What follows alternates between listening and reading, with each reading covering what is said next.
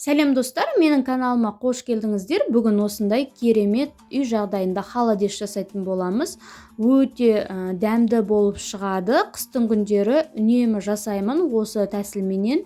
Сіздер де жасап көріңіздер, үй іштеріңізді қуантыңыздар. Видеоны соңына дейін қарауға кеңес беремін. Өйткені дәл осылай жасасаңыздар күшті болып шығады. Ең алдыменен осылай сиырдың сирақтарын жақсылап жуып, қазанымызға салып бір қайнатып аламыз, және оның суын төгіп тастап екінші қайтара қайнататын боламыз. Осылай мен арасына тауықтың етін қостым. Сіздер өздеріңіз қалағандарыңызша ет қоссаңыз да болады. Осылай қайнататын боламыз, көбіктерін алып аламыз және тұзымызды салып аламыз. Содан соң осылай сәбізімізді жуамызды салып жақсылап 5-6 сағат көлемінде қайнататын боламыз. Осылай ішіне лавровый лист салсаңыздар да болады. Және жандай ірі қарабұрыш салсаңыздар да дәмі жақсы болады. Осылай жақсылап қайнататын боламыз.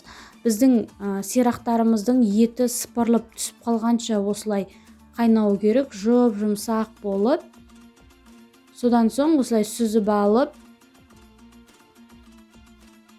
сорпасын осылай ситадан өткізіп алдым, өйткені майда сүйектері болуы мүмкін. Сол үшін осылай жасап алғандарыңыз дұрыс. Барлығын құйып аламыз осылай. Мен алдын ала етімді турап алдым. Сіздер ет татқыштан да өткізіп алсаңыздар болады. Мен турап және сәбізімді үкіштен өткізіп алдым. Сәндік ретінде осылай кеселерге, дастарханға қоятын болсаңыздар, осылай жасасаңыздар болады. Азғантай осылай етімізді салып аламыз, яғни сирақтарымыздың еттерін. Содан соң сорпасынан құятын боламыз.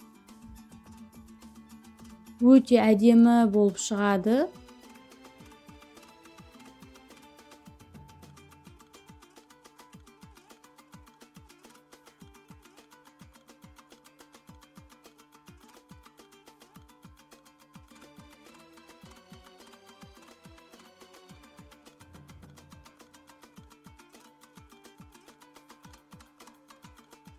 Осылай сорпасын құйып, салқын жерге қоямыз.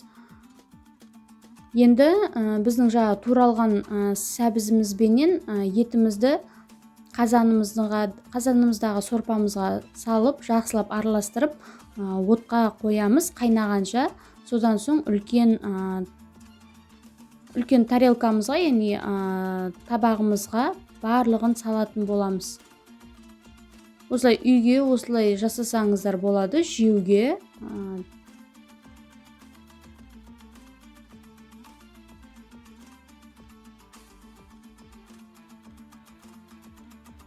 Өздеріңіз дәміне қарай бұрыш, тұзын жақсылап қарап аласыздар.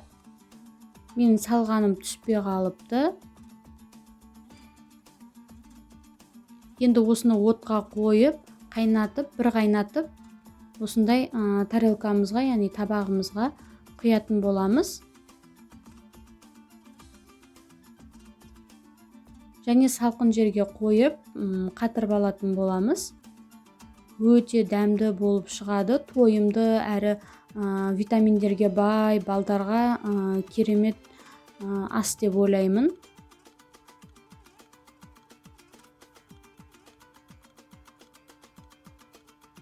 Осылай енді салқын жерге қойып, қатырып алатын боламыз.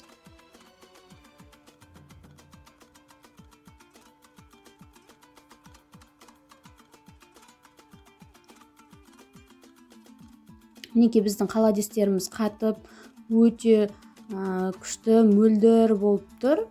Осылай жаңағындай бір қайнатып, сорпасын төгіп тастасаңыздар осылай болып шығады.